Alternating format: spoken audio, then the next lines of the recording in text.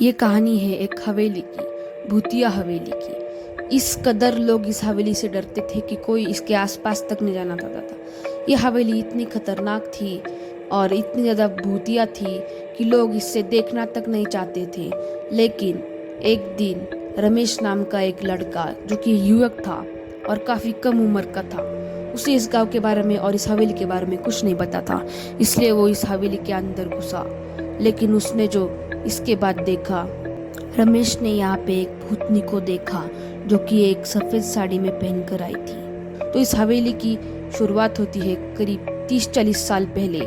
आज से करीब 30-40 साल पहले एक राजस्थान के गांव में एक हवेली थी।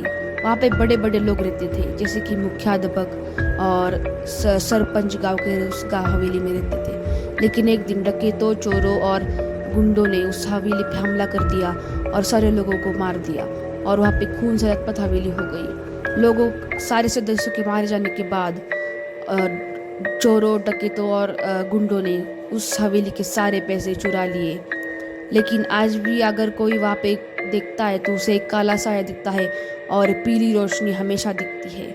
हवेली इस कदर बड़ी थी कि आप उसमें अगर गए तो एक भूल भुलैया की तरह आपको वो हवेली लगेगी। वो हवेली करीब 2 एकड़ के में फैली थी। इतने ज़्यादा बड़े हवेली में कोई नहीं रहता है। आज भी लोग उस हवेली पे जाने से डरते हैं। इस कदर लोग डरते हैं कि अगर कोई उस हवेली के अंदर गया भी तो उसे एक सफ़ेद साड़ी वाली औरत दिखती है, जिसके बाल आगे की तरफ झुके हुए हैं और वो ऐसी खड़ी है मानो हमें वो मार डाले।